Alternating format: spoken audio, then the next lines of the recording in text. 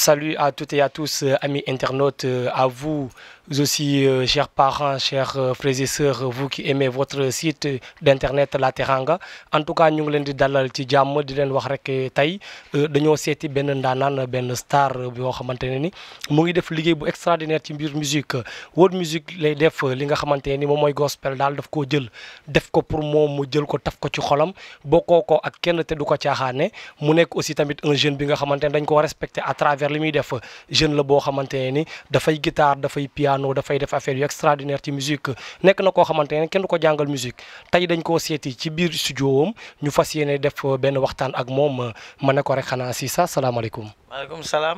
maaleykum salaam waa Teranga di jaajëfee ñëpp ñi nga xam ne ñu ngi chaque fois visiter site bi nga xam ne vraiment dafay wane suñu Sénégal wane suñu culture wane suñu liggéey jërëjëf ngir invitation bi. Voilà d'accord merci beaucoup Sisa comme ni ma ko waxee tout à l'heure nga nekk jeune boo xamante ne yaa ngi def liggéey bu extraordinaire ci biir musique Sénégal ma bëggoon la nga fàttali ñu kan mooy Sisa s'il vous plaît. jërëjëf ci question bi damay man bon may tàmmale dinaa ne rek Sisa moom sénégalais bi nga xam ne dafa gëm boppam gëm yàlla gëm aussi ne culture sénégalaise musique sénégalaise mën nañ ko exporter mën nañ ko yóbbu fu nekk ci àddina Sisa mooy ki nga xam ne aussi dafay combattre ay problèmes yi nga xam ne ñooy sonal société bi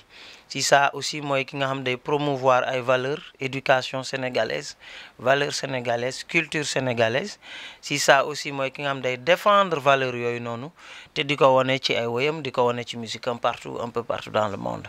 kooku mooy Sisa.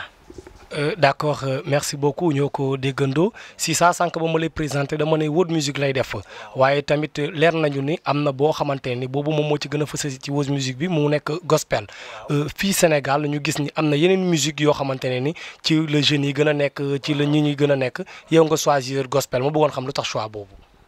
jërëjëf ci question bi gospel dafa nekk loo xam ne moom la ñuy wax ci musique xam nga musique bu nekk dafa war a am vocation. voilà vocation sama musique moom gospel la mais style bi may def moom la ñuy wax afro pop tey nigérian yi moom la ñuy gën a def tey donc boo déggee ñoom Davido boo déggee P-Square ñooñu ñëpp afro pop la ñuy def donc Sisa loolu mooy style am en réalité mais vocation gospel musique la loolu moo tax ñu bëri am amalgame boobu musique la boo xam dafa raar Sénégalais yi bëriwul ñu koy def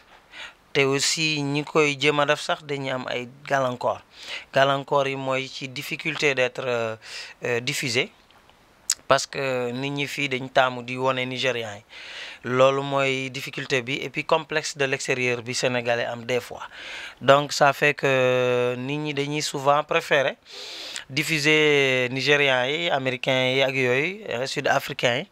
mais bon man may profiter ci occasion bi wax leen am na fi Sisa am na fi tamit ñeneen ñoo xam ne dañuy def musique de haut niveau boo xam ne dañ koy ràññi ci àddina donc Sisa aussi boo gisee mu choisir comme vocation gospel parce que gospel dafa nekk musique d'espoir dafa nekk musique d'édification musique de conscientisation aussi donc de rassemblement loolu moo tax ma choisir ko c'est une musique de foi le gospel. D'accord Sisa su ma la dégloo bu baax déjà yaa ngi may commencer wax problème bi nga xamante ne ni gospel bi am na ko ci milieu musique bu Sénégal déjà ma bëggoon xam ba xam amaat na yeneen difficultés yoo xamante ne Sisa personnellement mu ngi koy rencontrer ci milieu musical bi. bon il faut dire que yenn problème yi bu njëkk la woon bu njëkk la tout début n'est pas facile ba may door a commencer c'était pas évident en tant que chanteur après sama carrière instrumentiste comme pianiste. li si gënoon métti au début moo nekkoon rek avoir un producteur avoir un distributeur agréé aussi avoir un staff bu dëgër bu mën a liggéey donc parce que dama yaakaar ni rek woykat bu nekk dafa war a am entourage dafa war a am ginnaaw donc ginnaaw boobu moo gën a difficile sax production bi donc ensuite voilà am producteur yu pare pour financer la liggéey sa musique ba mu am concept mu jafe lool Sénégal loolu daal mën naa ne ay difficulté la woon mais boobu aussi si njalbeen bi la waaw tey nag difficulté yooyu maa ngi mën naa ne maa ngi sant yàlla parce que yu si bëri daal wàññeeku na gën na yomb Sisa yor na studio Sisa mi ngi am ginnaaw mi ngi am labelam mi ngi am ay nit yu liggéey ak moom Sisa mi ngi am ay opportunité pour exposer musique am à travers les plateformes de théâtre, des grands concerts un peu en Afrique et à l'extérieur aussi en Europe voilà. D'accord merci beaucoup Sisa ma bëggoon aussi tamit nga dellu si ñu tuuti ci ouverture bi nga am ci yeneen musique yi à part gospel bi yeneen musique yi nga am yi lan mooy ouverture bi foofu. waaw gospel bi man am naa ouverture ci musique yëpp presque xam nga artiste moom amul frontière pourquoi parce que booy jàng musique leçon bu ñu leen njëkkal jàngal c'est l'universalité de la musique pour wax ni rek la musique est universelle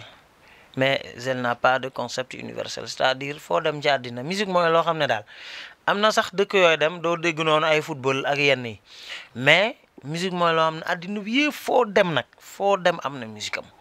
am nañu seen façon de musique am nañu seen façon de rythme seen façon d'harmoniser am nañu seen concept seen signification musique yooyu yëpp vraiment mooy wane ne musique mooy boole xol yi mooy boole peuple yi mooy boole nation yi mooy boole race yi donc man dama am ouverture ci musique yëpp dinaa déglu reggae dinaa déglu rappeurs yi dinaa d'ailleurs sax liggéey naa ak rappeurs yi fii dinaa déglu mbalax parce que suñu musique la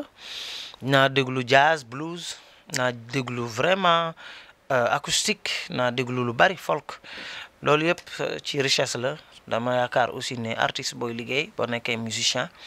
da nga war a am ouverture d'esprit da nga war a déglu lépp parce que ci li ngay déglu aussi ngay jàngale ndaxte kenn suñu ndoyluwul dañuy jàng rek saa su ne loolu tax c'est toujours important d'aller à la recherche des nouvelles découvertes. Voilà aussi en tant que artiste musicien ñu xamal ma ni Sisa yàgg naa ànd ak ay ndaanaan yu bari fii biir Afrique ma bëggoon nga fàttali ñu un tout petit peu ci loolu. waaw dëgg la c'est vrai que après sama formation musique jot naa liggéey en tant que pianiste liggéeyal naa Pierrette Adams def naa ak moom ñeenti at yoo xam ne dem nañu fu ne ay concert yu mag liggéeyal naa aussi Fally Ipupa ci premier albumam bi participé naa si liggéeyal naa aussi Queen Eteme liggéey naa ak DJ Maréchal ñooñu ñëpp yàlla def na daal vraiment ci sama espoir sama histoire je veux dire sama carrière ñooñu yàlla def na ma rencontrer leen liggéey ak ñoom jot a def ak ñoom dara jàng aussi si ñoom lu bari loolu moo tax tey sama en tant que sénégalais ñu bëri daal jàpp ne sama musique dafa particulière pour man particularité boobu maa ngi koy jëlee foofu ci expérience boobu rencontre yooyu loolu moo enrichir sama musique moo permettre tey bi nit ñi déggee Sisa yaakaar ni Afrique centrale la Afrique du Sud la dégg ci loolu yëpp parce que c'est des pays yoo xam ne dama jot dem foofu jàng fa yenn dëkk yi sax xaw naa fa yàgg yu nekkul fii Sénégal donc fii en Afrique là j'ai beaucoup vu j'ai beaucoup découvert Cameroun ay Afrique centrale Gabon Côte d'Ivoire tous ces pays là jot naa fa dem yàlla may ma fa benn expérience bu ndaw. Sisa est-ce que mën nga maa wax aussi tamit ni nga dundee musique bi en Europe ba nga demee Europe naka la ko gars yi percevoir foofu noonu musique bi ngay def ni gospel. waaw man je pense que perception bi elle est positive. Elle est positive parce que il faut dire que vraiment jot naa am chance boobu d'abord am accès ci scène yu mag ay théâtre yu mag am accès aussi ak ay musiciens yu mag comme le dernier Rempart def ak ñoom featuring seen album ma participer aussi ci album waa Trinity nga xam c'est le plus grand groupe gospel actuellement en Europe ba album boobu ma participer sax mu jël meilleur album ci seen awards yi waaw man mi sama bopp sax année bi je suis nominé aux Energy Music Awards yu war a am Olympia fii ci mois de juillet donc yooyu yëpp dama koy sant yàlla di aussi sant Sénégal yi nga xam ne vraiment dañuy bëggee Sisa di ko déglu saa su ne di ko jàppale di ko encourager ci net bi je vois foule bi nga xam ne ñoom ñoo gëm li may def di ko vraiment supporter maa ngi leen di jaajëfal yéen yëpp di ko jaajëfal aussi waa Teranga parce que c'est un plaisir de vous recevoir chez moi, hein, pour la première fois. J'espère que du doon la dernière fois. non non du nekk la dernière fois parce que ñun aussi tamit dañoo nekk ñoo xamante ne ni dañuy suivre ndaanaan yi mais Sisa suñu déggee Sisa lim ñu wax ci jaar-jaaram lim ñu wax ci dundam dafay important aussi tamit ñu laajte ko ci discographie am Sisa nga wax ñu ci tuuti. waaw il faut dire que maa ngi génnee sama 7e album moom moo tudd Connection jot naa def cet album voilà donc depuis 2006 ba léegi presque chaque 2 ans ma génnee benn album boo xam ne dinañ ko distribuer au Sénégal dinañ ko distribuer en Europe parce que yor naa foofu signé naa contrat ak distributeur agréé exclusif en Europe koo xam ne daal magasin yi boutique yi Sephora yi yëpp en Europe dañuy jaay musique Sisa je suis catalogué là-bas aussi donc catalogue yi génn yëpp da ngay gis samay album yi ñu fay jaay maa ngi aussi jaay même album yooyu sur le net via iTunes Deezer Amazon ak yooyu quoi donc cet album laa jot a def ak ay best of yoo xam ne bokkul ci set yi daal def naa presque ñaaru best of. loolu formidable na mais Sisa est-ce que mu ngi arrivé muy dem ci ay concert wala di produire ay concert pour public am. man chaque année ma feesal Sorano d'ailleurs sax parce que sama public dafa varié loolu moo ci exceptionnel man dama am ay expatriés yoo xam ne dañ may get di ma déglu vraiment am milieu tourisme bi aussi dañ may déglu ma am aussi public bi nga xam ne c'est le public ecclésiastique. Maanaam les chrétiens vraiment qui sont dans ce pays parce que il faut comprendre que le gospel ça provient des noirs américains yi nga xam ne ñoo subiroon esclavage te dañ daan woy gospel pour s'édifier pour s'encourager et pour se donner de l'espoir donc loolu aussi mu dem ba les églises noires américaines di utiliser gospel di ko def ci chorale yi di ko def ci seen concert yi ba di ko def ay awards tey aux États-Unis Grammy Awards yi day am toujours catégorie gospel donc loolu pour wax ne gospel musique bu mag la ci àddina bu bokk ci histoire u Afrique la donc tey mën naa ne daal loolu tax na musique saa yu ma ko defee fii Sorano mu fees dell fu mu toll ni maa ngi pare Grand Théâtre foofu la ñuy ñaan yàlla mu yeggale ñu foofu maa ngi ñu ngi discuter daal ak responsable yi et je sais que dinañ ko feesal parce que si ça daal nit ñi dañ koy déglu fu ne am na ñuy tukki sax ñëw saa yu ma amee concert jóge fu sori ñëw seetaan ma delluwaat donc loolu dama koy sant yàlla daal des fois aussi nag la plupart du temps ma jouer ci hôtel yi en tant que def ay piano bar des fois ñu invité ma en privé ma def ay affaire c'est que man maa nekkul artiste bu bëgg di jouer rek pour di jouer daal voilà et puis def ma musique pour gagner xaalis rek voilà dama koy def parce que vocation la dama ko gëm dama am ay valeurs yu may défendre moo tax du ngeen ma gis ci yenn xumbal yi quoi mais man aussi damay choisir ay plateau yu may jouer ay plateforme yu may jouer dafay exigeant dafay laaj lu bari daal te Sénégal bëriwul trop ñu comprendre loolu ça fait que dafa am invitation yu may dem am yoo xam ne daal dama koy leb. waaw loolu am na ci solo aussi tamit parce que nit ki boo amee looy incarné aussi dafa am yoo xam ne da nga koy moytu wante si ça tout à l'heure yaa ngi ñu brochel tuuti rek ci li nga xamante ne ni moom mooy 7e album bi ma bëggoon nga wax ñu ci biir album bi tuuti rek wax na ci tuuti rek. waaw connexion la album bu tudd premier titre bi sacrifice la sacrifice mooy maanaam li nga xam ne moom laa jot a dund ci sama passé. tey bur yàlla def mooy dund leneen lu bees loolu woy boobu loolu laa ci woy daal sama témoignage la après mu tuddee ba si des bi si topp le secours maanaam wàllu wax ne rek képp ku ne ci àddina daal nga am ay jafe-jafe waaye bur yàlla mën na la wàllu buñ tegee suñu yaakaar ci moom daal mu wàllu ñu daal laissez-passer mooy bi nga xam damay wax foofu nii rek ñun ñëpp a ngi ut ay laissez-passer ay visa fii waaye nag ci asamaan am na loo xam ne buñ génnee àddina daal ñaanul ma ko kenn waaye daal foog ñu am laissez-passer foofu maanaam fii woy bi dama bëgg a wax ni rek def lu baax moo gën lépp lu waay di def ci kaw àddina na xam ne ëllëg am na te buur yàlla dinañ ko layoo ak moom. alpha oméga njalbeen ak njeexantal mooy wane ne lépp looy gis rek dina am app loo dund rek dafay jeex mun nga am alal dina jeex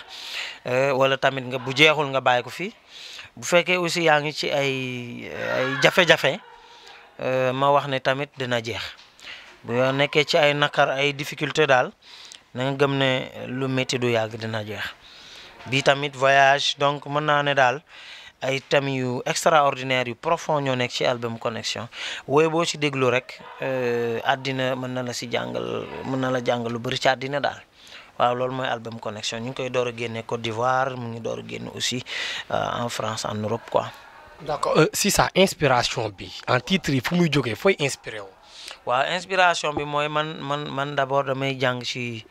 lu bari damay jàng ci téere yu sell yi damay aussi jàng ci nit ñi parce que pour man nit ku nekk rek école la daal ndax ci benn nit mën nga jàng ci benn nit ay junni leçon donc nit ku nekk àddina la loolu tax man sama vie courante sama dund chaque jour defe naa damay jàng rek lu ma gis jàng si dara ma ko mënee woy ko su ma xamee ne askan bi nañ ko soxla dina jëriñ askan bi aussi ma jël ko woy ko donc man dama njëkk a taamu su may woy daal wax woy bi mu mën a yee nit ñi jëriñ aussi nit ñi daal waaw.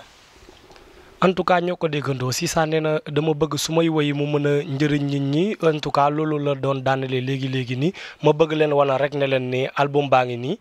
lii mooy li nga xamante ni moom la ñu si saa mujjee jox comme cadeau